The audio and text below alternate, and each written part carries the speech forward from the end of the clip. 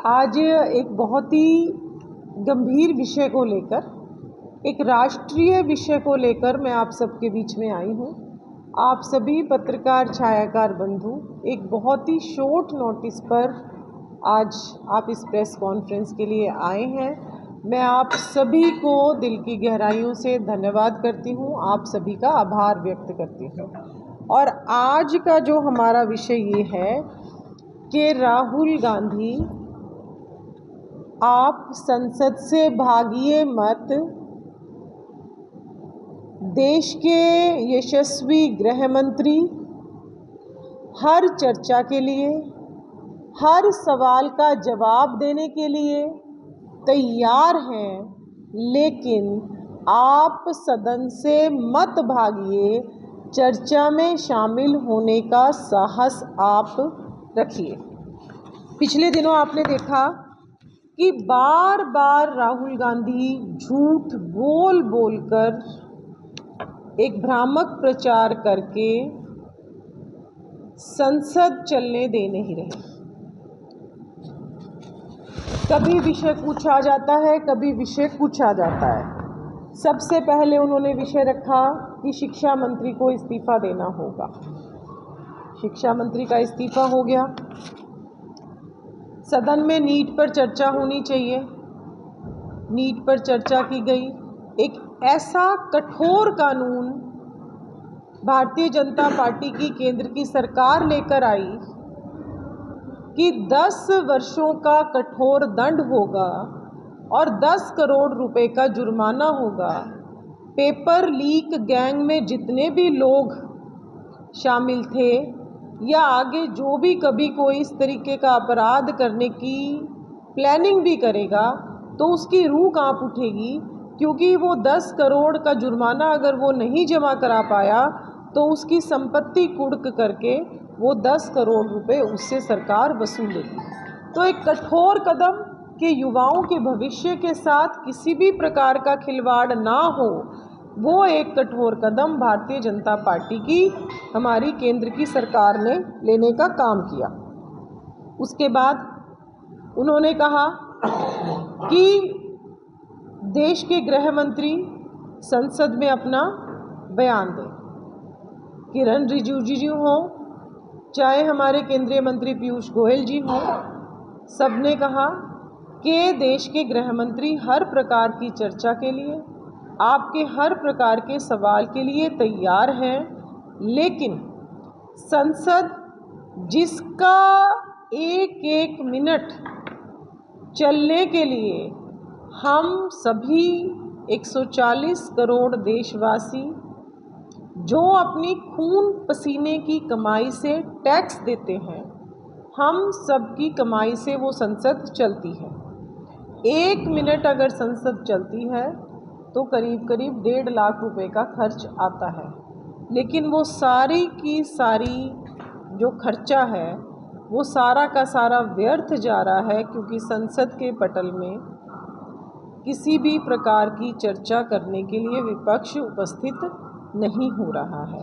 तो आज इसीलिए कि आप भागिए मत, हम आपके हर सवाल का जवाब देने के लिए तैयार हैं। फिर प्रेस कॉन्फ्रेंस करके राहुल गांधी ने कहा कि जंतर मंतर पर गोली चली, जबकि कोई भी गोली जंतर मंतर पर नहीं चली। हर रोज एक नया झूठ लेकर वो प्रेस के सामने उपस्थित होते हैं। हर रोज कोई ना कोई नया झूठ लेकर वो हमारे सामने आते हैं। लेकिन भारत में भारतीय जनता पार्टी की, चाहे केंद्र की सरकार हो, चाहे प्रदेश की सरकार हो, वो भारत का युवा पीढ़ी, भारत के युवाओं के साथ खड़ी है। भारत के युवाओं के भविष्य के साथ किसी भी प्रकार का खिलवाड़ नहीं होगा। हम उनकी एक एक समस्या दूर करने के लिए उनके साथ खड़े हैं, लेकिन इसके विपरीत भारत का युवा जब जंतर मंतर पर प्रदर्शन करता है तो वहाँ राजनीतिक रोटियां सेकने के लिए सभी पार्टियों के कार्यकर्ता आ जाते हैं। जब जंतर मंतर पर प्रदर्शन होता है तो राहुल गांधी उनके बीच में पहुंच जाते हैं। जब जंतर मंतर पर प्रदर्शन होता है तो राहुल गांधी हर तरीके का भ्रामक प्रचार करते हैं। लेकिन आज जब झारखंड में, रांची में झारखंड मुक्ति मोर्चा के साथ जब कांग्रेस की सरकार है, उसमें भागीदारी है सरकार की, तो वहाँ का युवा क्या भारत का युवा नहीं है? वहाँ का युवा क्या भारत का भविष्य नहीं है? क्या राहुल गांधी वहाँ एक बार भी गए? वहाँ का युवा पूर्णतया शांतिपूर्वक प्रदर्शन कर रहा था, लेकिन वहाँ की पुलिस ने, वहाँ के कोई भी किसी भी तरीके का, किसी भी युवा ने कोई भी कदम ऐसा नहीं उठाया, लेकिन वहाँ उन युवाओं के ऊपर वहाँ की पुलिस ने बर्बरता करी। उन युवाओं के ऊपर अश्रु, जो आपके वाटर कैनन्स हैं, वो मारे गए। उन युवाओं के ऊपर लाठियां बरसाई गई और कुछ युवाओं का वहाँ पर ये भी कहना है कि हमारी बेटियों के कपड़े फाड़े गए, जो वहाँ से एक रिपोर्ट आई। तो आज आप सबके माध्यम से मेरा ये सवाल है कि जब देश की राजधानी में जंतर मंतर पर कोई युवा कोई मांग करता है तो वहाँ राहुल गांधी पहुँचते हैं, क्योंकि वहाँ भारतीय जनता पार्टी की सरकार है जो स्वयं देश के जन जी के साथ, देश के युवाओं के साथ खड़ी हुई है। और झारखंड में अगर कोई प्रदर्शन होता है तो उससे पल्ला झाड़ने का काम वो करते हैं। झारखंड के प्रदर्शन में लगातार झारखंड की सरकार पर आरोप लग रहा है कि किस तरीके से वहाँ पर नौकरियाँ बेची जा रही हैं। मीडिया के चैनल्स के माध्यम से आपने ये भी देखा कि एक ही परिवार के कितने कितने लोगों को नौकरी मिली है। वो युवा वहाँ पर शांतिपूर्वक ढंग से केवल इतनी ही प्रार्थना कर रहे हैं कि इस सारे घोटाले की CID द्वारा जांच करवाई जाए। एक भी अप्रिय घटना का वहाँ से कोई समाचार नहीं आया। मैंने कल स्वयं एक टीवी चैनल पर एक वीडियो देखी जिसमें वो युवा साथी एक हमारे पुलिसकर्मी को बहुत सुरक्षित करके बाहर तक छोड़ के गए। कोई अप्रिय घटना, उन बच्चों ने किसी भी घटना का अंजाम नहीं दिया। तो आज हरियाणा की अगर हम बात करते हैं तो किस तरीके से हमने बिना पर्ची, बिना खर्ची, पूर्णतया पारदर्शिता के साथ हम देश के, हरियाणा के युवाओं को नौकरी देने का काम कर रहे हैं। और उसके विरोध में अगर झारखंड में देखें तो हर तरीके से, चाहे वो भर्ती हो, चाहे नौकरियां हो, एक ही परिवार के, वहाँ के लोगों के रिश्तेदार, जो भी उनके नेतागण हैं, किस तरीके से वहाँ सब कुछ सेल पर लगा हुआ है। तो इतना विषय आपके बीच में कि झारखंड में जहाँ उनकी खुद की सरकार है, क्या वहाँ के युवाओं के लिए आपकी कोई भी जिम्मेवारी नहीं बनती? क्या वहाँ का युवा, उसका सपना भारत का सपना नहीं? इतना ही विषय लेकर मैं आज आप सबके बीच में उपस्थित हुई हूँ। एक ही पैमाना भारत के सभी युवाओं के लिए होना चाहिए, चाहे वो हरियाणा का युवा हो, चाहे वो भारत का युवा हो, चाहे वो झारखंड का युवा हो।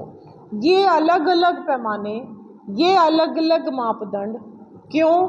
क्योंकि जहाँ उनकी सरकार है वहाँ का युवा उनका युवा नहीं है, लेकिन जहाँ भारतीय जनता पार्टी की सरकार है वहाँ का युवा राहुल गांधी का युवा है। इतना ही विषय आज मैं आपके बीच में लेकर आई थी। आप सभी युवाओं को आपने आतंकवादी बोला, आम आदमी पार्टी सपोर्टेड बोला, विदेश से फंडिंग आती है बोला, आज आप कह रही हैं कि वो शासन थे। एक मिनट नहीं, हाँ मैं बताती हूँ आपको। दिल्ली पुलिस की अगर आप रिपोर्ट देखेंगे, 2021 ऐसे लोगों को आइडेंटिफाई किया गया है जो उस शांतिपूर्वक आंदोलन के बीच में आकर नकाब पहनकर पत्थरबाजी कर रहे थे, जिन्होंने महिला पत्रकारों के साथ अभद्र व्यवहार किया, जिन्होंने सरकारी संपत्ति को आग के भेंट करने की कोशिश करी। जिस तरीके की घटनाएं वहां उस शांतिपूर्वक आंदोलन में हुई वो आप सबके सामने है। हमने अलग अलग टीवी चैनल पर पुलिस कर्मियों के पूरे परिवारों के बयान भी देखे। पंजाब के कमिश्नर भुल्लर साहब की प्रेस कॉन्फ्रेंस अगर आप देखेंगे तो आपको समझ में आएगा कि कैसे पंजाब से 4 युवा पेट्रोल बम का बनाने का और पेट्रोल बम लेकर 4 अगस्त को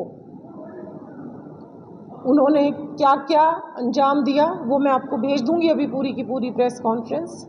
लेकिन आम आदमी पार्टी ने, क्योंकि उस व्यक्ति ने सच्चाई बताई, उसको तुरंत पदमुक्त करने का काम किया। ये 2021 लोग शांतिप्रिय आंदोलन में किसके द्वारा प्रायोजित आए? उन लोगों के ऊपर मल्टीपल एफआईआर दर्ज है आपके पास, वो भी दिल्ली पुलिस की रिपोर्ट, क्योंकि मैं आज तथ्य लेकर आई हूं आपके सामने।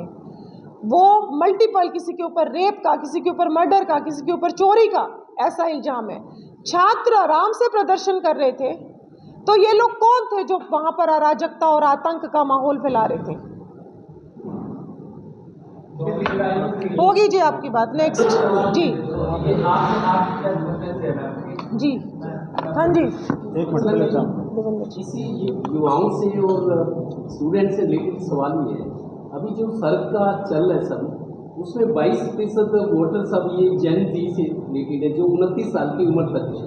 और जो एक्सपर्ट्स बता रहे हैं, राजनीति के जो नब्ज को जानते हैं, 22% वोटर सब ये डिसाइड करेंगे। पावर हाउस बन गए सियासत बिल्कुल का, है, बिल्कुल चुनावी है, राजनीति का। बिल्कुल है। बीजेपी किस तरीके से समझाएगी कि हम आपका हित मैं भारत, हम सबके लिए बहुत ही गर्व का विषय है कि भारत एक युवा देश है। अगर हम चीन को देखें, जापान को देखें, इन सारे देशों में प्रौढ़ लोग ज़्यादा हैं। और आज जो हम विश्वगुरु बनने की बात करते हैं, आज जो हम 2047 तक विकसित भारत बनाने की बात करते हैं, और आज जो हमारे प्रधानमंत्री कहते हैं कि हम पूरे विश्व की 3rd इकोनॉमी बनेंगे, उस सारे के सारे जो भी हम विजन लेकर चल रहे हैं, उसमें अगर किसी का योगदान रहने वाला है तो इस युवा शक्ति का योगदान रहने वाला है। आज चाहे हम मेक इन इंडिया की बात करें, चाहे स्टार्टअप इंडिया की बात करें, वोकल फॉर लोकल की बात करें, भारत का विश्व में जिस तरीके से जो है सम्मान बढ़ता जा रहा है, वो केवल और केवल भारत की इस युवा शक्ति के बल पर। जो प्रधानमंत्री जी भी जितना विश्वास रखते हैं, वो इस युवा शक्ति के भरोसे पर विश्वास रखते हैं। मैं ये मानती हूँ कि भारत एक बहुत ही मजबूत लोकतंत्र है। आज अगर हम विश्व में देखें तो सबसे मजबूत लोकतंत्र भारत है। उस लोकतंत्र में हम सबको, आपको, मेरे को, भारत का जैन जी है, भारत का युवा है, उसको शांतिपूर्वक अपनी बात रखने का पूरे तरीके से अधिकार है। अगर सरकार कोई बात नहीं मान रही, अगर कहीं पर भी किसी तरीके की समस्या है, तो युवा शांतिपूर्वक आंदोलन करें। हम उन आंदोलनों का स्वागत भी करते हैं। और उस आंदोलन में जो जो बात युवाओं ने रखी, जितनी उनकी समस्याएं आई, उन हर बात के ऊपर मोदी जी ने स्वयं, प्रधानमंत्री जी ने बहुत विनम्रता से हर बात को माना। चाहे वो शिक्षा मंत्री के इस्तीफे की बात हो, चाहे एक कठोर नीट परीक्षा में कानून लाने की बात हो, और भारतीय जनता पार्टी की सरकार, आप हरियाणा में भी देख रहे हो, 2.25 लाख से ज़्यादा हमने नौकरियां दी, तो युवाओं को पूरे तरीके से पारदर्शिता के साथ नौकरी दी। आज अगर हम हरियाणा की भी बात करें, किस तरीके से हमारे मुख्यमंत्री एक बड़ा नशा मुक्ति अभियान चला रहे हैं कि युवा जो हैं वो किताब पकड़े और अपने काम पे लगे। तो आज अगर हम भारतीय जनता पार्टी की जो आप 22% वोटर्स को साधने की बात कर रहे हो, साधने की बात तो तब होती है जब हम उन युवाओं से अलग हुए हों किसी समय पर भी। भारतीय जनता पार्टी के प्रधानमंत्री नरेंद्र मोदी जी ने लाल किले की प्राचीर से ये आह्वान किया कि 1 लाख युवा राजनीतिक क्षेत्र में आए, राजनीति से जुड़े, और लगातार चाहे हमारी शिक्षा नीति है जो हम 2020 में शिक्षा नीति लेकर आए, उसमें अंग्रेज चले गए, लंबे समय तक कांग्रेस का शासन रहा, लेकिन उन्होंने क्या किया, केवल बाबू पैदा करिए, बीए, बीकॉम, बीएससी, उससे क्या होगा, क्या हम इतनी बाबू के लिए कोई इतनी सारी नौकरियां नहीं उपलब्ध हो सकती। तो उसमें एक बहुत बड़े बदलाव की ज़रूरत थी, एक मूलभूत परिवर्तन की आवश्यकता थी कि जब युवा पढ़ के निकले तो उसके हाथ में कोई हुनर हो, वो कोई ना कोई अपना रोजगार स्थापित कर सके, और उसके तहत अलग अलग स्किल इंडिया, कौशल रोजगार, अलग अलग आयाम जो है भारतीय जनता पार्टी की केंद्र की सरकार लेकर आ रही है। जहाँ तक साधने का जो आपने एक ऐसा प्रश्न किया है, तो भारतीय जनता पार्टी देश के युवाओं के साथ खड़ी है। युवा हमारा भविष्य है, इन्हीं युवाओं में से कल के दिन कोई मोदी बनेगा, कोई नायब सिंह सैनी बनेगा, तो इसलिए उनको साधने की कोई बात नहीं है, हम उनके साथ खड़े हैं। और अगर कुछ मुट्ठी भर लोग, जो ये 2000 के करीब लोग, आप लोगों ने भी देखा किस तरीके से लोगों ने मुंह के ऊपर मास्क पहना हुआ था, मुंह के ऊपर मास्क लगाए हुए थे, तो अगर ये कुछ मुट्ठी भर लोग जो कांग्रेस पार्टी और आम आदमी द्वारा प्रायोजित ये लोग वहाँ पर भेजे गए थे उस आंदोलन में, उस शांतिपूर्वक आंदोलन में अराजकता और आतंकवाद फैलाने के लिए, अगर ये लोग सोचते हैं कि भारत का युवा इनके राजनीतिक हत्थे चढ़ जाएगा, या ये लोग अगर ये सोचते हैं कि भारत का युवा जो संघर्षशील है, जो बहुत इंटेलिजेंट है, जिनके दम पर कल हम विश्व गुरु बनेंगे, उनके कंधे पर रखकर बंदूक हम अपनी राजनीतिक रोटियां सेकेंगे, तो भारत का युवा ये होने नहीं देगा। अपने आप के लिए वहाँ पे गए थे, लेकिन कुछ लोग ऐसा कहते हैं, पॉलिटिकल नहीं है वो, आम आदमी कहते हैं कि ये सब कुछ जो रचा, ये अभिजीत दीपके जो आया, ये बीजेपी का प्लांटेड आदमी था। क्यों? क्योंकि 2026-27 में यूपी में चुनाव है और वहाँ पे बहुत बड़ा मुद्दा चल रहा है अयोध्या में चंदा चोरी को लेकर, उसको डाइवर्ट करने के लिए ये नया एक मुद्दा प्लांट किया गया। दूसरी बात, इसी में जोड़ दूंगा, सामने दे देना। दूसरी बात कि जब आपको इस्तीफा देना ही था, आप कहते हैं पारदर्शिता की है, बड़ी गुड गवर्नेंस है, तो पहले दिन ही क्यों नहीं दिया गया? आपने 3 हफ्ते तक बच्चों को पिटवाया, पीटा, सब कुछ तमाशे हुए, उसके बाद 3 हफ्ते बाद प्रदर्शन होने के बाद उनको इस्तीफा दिया। पहले दे देते तो ज़्यादा अच्छा नहीं रहता, छवि अच्छी बनती सरकार की। मैं आपकी दोनों सवालों का जवाब दूंगी। पहला विषय चंदा चोरी का विषय। चंदा चोरी अयोध्या में हुआ, बहुत ही घृणित काम हुआ,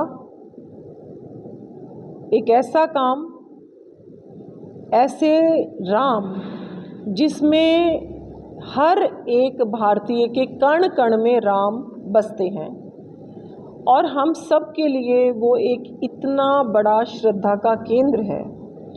जो लोग भी इस चंदा चोरी जैसे घृणित काम में संलिप्त हुए, एक योगी आदित्यनाथ जी ने, यूपी के यशस्वी मुख्यमंत्री जी ने एक हाई लेवल की SIT बिठाई, हर स्तर पर जो भी लोग उसमें संलिप्त थे उनके ऊपर कठोर कार्रवाई हुई। वहाँ पर किस तरीके से पारदर्शी व्यवस्था खड़ी करी जाए, उस हर मुद्दे के ऊपर योगी आदित्यनाथ जी ने बहुत ही संवेदनशीलता से, बहुत ही गंभीरता से काम किया, और वो कर रहे हैं। और उन्होंने कहा कि एक भी व्यक्ति बख्शा नहीं जाएगा, और ये ही स्टैंड, चाहे उत्तर प्रदेश है, चाहे हमारे देश के यशस्वी प्रधानमंत्री हैं, सेम स्टैंड उन दोनों का है। और यही भारतीय जनता पार्टी का स्टैंड है कि कोई भी दोषी बख्शा नहीं जाएगा। पहला विषय। दूसरा विषय, आपने कहा कि शिक्षा मंत्री जी को उसी दिन पहला मेरा विषय था कि उस मुद्दे को डाइवर्ट करने के लिए ये प्लान किया गया। देखिए भारतीय कोई बात यार वो मुद्दा मेरा वो था, वो आपने ब्रीफ कर दिया उसको। भारतीय जनता पार्टी अपने स्टैंड के ऊपर बिल्कुल कायम है कि एक भी दोषी बख्शा नहीं जाएगा। जब हमारा स्टैंड इतना क्लियर है अयोध्या के मुद्दे पर, तो उस मुद्दे से विषय भटकाने वाला हमारी सरकार की ऐसी कोई भी योजना, कोई भी रचना नहीं थी। और जो आपका पहला विषय है, उसके लिए अमित दुबे जी, जो साइबर क्राइम के एक्सपर्ट हैं, उनकी पूरी की पूरी रिपोर्ट मैं आपको भेजूंगी कि साइबर क्राइम के एक्सपर्ट आपको बताएंगे कि ये कैसे इतना बड़ा काम शुरू हुआ और इसमें कौन कौन लोग इन्वॉल्व हैं। वो भी मैं आपको भेजूंगी, आप वो भी पूरा, उनकी 15-20 मिनट की वीडियो है, आप सुन सकते हैं। साइबर क्राइम के एक्सपर्ट हैं। जो दूसरा आपने विषय लिया धर्मेंद्र प्रधान जी के, धर्मेंद्र प्रधान जी आज के कार्यकर्ता नहीं है, ABVP से जुड़े हुए एक प्रामाणिक कार्यकर्ता, एक ऐसे कार्यकर्ता कि हर डिपार्टमेंट में, जिस जिस डिपार्टमेंट में उन्होंने काम किया, उन्होंने बहुत अच्छे तरीके से रिजल्ट्स दिए। जैसे ही पेपर लीक का मामला सामने आया, वो स्वयं गए प्रधानमंत्री जी के पास, लेकिन प्रधानमंत्री जी ने कि उस काम को ठीक करना है, उनको चैलेंज दिया कि ये जो सारा का सारा पेपर है, ये रिकॉर्ड टाइम में पूरी पारदर्शिता के साथ, पूरी ईमानदारी के साथ आपने करवा कर देना है। 37 दिन के रिकॉर्ड टाइम में, इतना बड़ा पेपर था, छोटा पेपर नहीं था नीट का, 37 दिन के रिकॉर्ड टाइम में धर्मेंद्र प्रधान जी ने, पूरी टीम ने, साथ में एयरफोर्स की मदद लेकर 37 दिन में पूरे के पूरे भारत में उन्होंने मेरे ख्याल से 551 से ज़्यादा इसके सेंटर्स बने, सारे CCTV की निगरानी में हुए, और उन्होंने बच्चों के साथ दोबारा से जो एग्ज़ाम की फ़ीस होती है, वो फ़ीस भी नहीं लगी बच्चों की, और उनको हर उपलब्ध सुविधा उनको करवाई गई, और बहुत ही अच्छे तरीके से नीट का एग्ज़ाम धर्मेंद्र प्रधान जी ने करवाया। उसके बाद कौन कौन दोषी हैं उनको एक पकड़ने की पूरी मुहिम चलाई गई, इतना कठोर जो है वो दंड दिलवाया गया। लेकिन उसके बाद भी जितने नीट के बच्चों से हम मिले, अलग मैं भी खुद स्वयं मैं 9-10 बच्चों से मिली, उनका मैंने बात करी कि भाई आपका क्या एक्सपीरियंस रहा। सभी बच्चे दोबारा एग्ज़ाम होने से पूरी तरीके से खुश थे। लेकिन उसके बाद भी देश का युवा क्या चाहता है, देश क्या चाह रहा है, उसके बाद भी जो देश का युवा चाहता था, उस युवा की बात मानते हुए कि देश के युवाओं को अगर लगता है कि मेरी वजह से कोई दिक्कत हुई, तो एक ऐसे हमारे प्रामाणिक कार्यकर्ता जिन्होंने बहुत ही विनम्रता से कि मैं देश के युवाओं की भावनाओं का सम्मान करते हुए मैं स्वयं इस्तीफ़ा इस पद से देता हूँ। तो सारा काम कि अगर एक गलती, इससे पहले 2014 से पहले 69 टाइम्स पेपर लीक हुआ कांग्रेस के शासन में, क्या कभी किसी शिक्षा मंत्री ने इस्तीफा दिया? कभी नहीं दिया। आज पंजाब में आपके सामने पेपर लीक हुआ, क्या शिक्षा मंत्री ने इस्तीफा दिया? और 69 टाइम्स ये जो कानून आज मोदी जी लेकर आए हैं, ये इससे पहले भी लोकसभा में ये बिल रखा गया, लेकिन कांग्रेस ने पास नहीं किया, क्योंकि पास कर देते तो जो भ्रष्टाचारियों की, जो बिचौलियों की दुकानें कांग्रेस के सामने चल रही थी, वो कैसे खत्म होती। 69 टाइम्स पेपर लीक हुआ, रिकॉर्ड पे है 69 टाइम्स, लेकिन उन्होंने कोई एक्शन नहीं लिया। इस बिल को 1984 या 1985, मुझे सन नहीं याद आ रहा, उसमें ये बिल रखा गया संसद के पटल पे, लेकिन बिल को पास नहीं किया गया। तो आज भारतीय जनता पार्टी में, उसमें भी धर्मेंद्र के, मैं भारत के युवाओं की भावनाओं का सम्मान करते हुए मैं इस्तीफ़ा देता हूं, तो विनम्रता से उन्होंने इस्तीफ़ा दिया, और साथ ही साथ इतना कठोर बिल हम लोग लेकर आए। जी जो सीधा कांग्रेस को हो रहा है, क्योंकि बीजेपी जो है इन्हीं वोटों के आधार पर जो है जीतती नजर आ रही है। इस पर आपकी क्या? दूसरा सवाल मेरा वो भी बात अभी एक आपका बयान वायरल हो रहा है कि विशेष वर्ग को जो है नौकरियां दी गई। ये विशेष वर्ग कौन है? ये तो दोनों चीज़ें। पहली बात एसआईआर में हरियाणा में वोटर लिस्ट का शुद्धिकरण, ठीक है, उस प्रक्रिया को हम लेकर चले। पूरी की पूरी सरकार भी जुटी, हमारे BLA 2 भी जुटे, नीचे तक कार्यकर्ता जुटे, लेकिन 33 लाख से ज़्यादा वोट्स पूरे के पूरे हरियाणा में कट गए। और ये संख्या बहुत ज़्यादा बड़ी संख्या है। 1,72,00,000 के करीब जो हैं वोट्स बने, जो ड्राफ्ट वोटर रोल आया।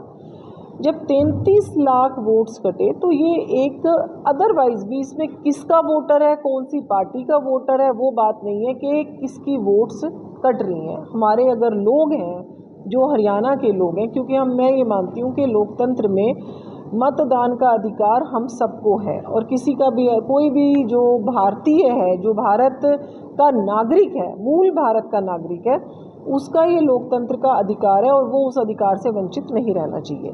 तो आज जो 33 लाख वोट कटे, तो जब हमने इसके ऊपर चर्चाएं करी तो विषय ध्यान में आया कि जैसे मान लो मैं थोड़ा छुट्टियों का टाइम था, मान लो मैं अपने बच्चों के पास गुड़गांव जाके रह रही हूँ, फरीदाबाद रह रही हूँ, जैसे बच्चे कहीं नौकरी कर रहे हैं, तो मैंने ऑनलाइन वोट भरी नहीं, BLO आके 3 बार घर वापस चला गया, वोट बनी नहीं। फिर जैसे कुछ बच्चे मान लो विदेश में पढ़ने गए हुए हैं, लेकिन वोट डालने के टाइम पे आ जाते हैं। कुछ बच्चे विदेश में जैसे जाके काम कर रहे हैं, लेकिन वोट डालने के टाइम आ जाते हैं। कुछ लोग जैसे गुड़गांव, फरीदाबाद, बेंगलोर नौकरियां कर रहे हैं बच्चे रोजगार के लिए।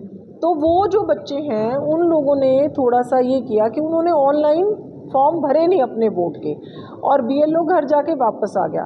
तो अब हमने अपने पूरे सभी कार्यकर्ताओं से ये प्रार्थना करी है कि भाई आप ऐसे सभी लोगों के घर जाओ, उनसे संपर्क करो और उनके फार्म नंबर 6 भर के उनके वोट बनवाने का हम काम जो है वो करें, अदरवाइज़ हमारी वोट्स जो है वो कट जाएंगी। तो इसलिए इसको हम इस काम के ऊपर लगे हुए हैं, और हमारी पार्टी इस बात से कि ये उनके वोट है, ये हमारे वोट है, ऐसा कोई विषय नहीं था।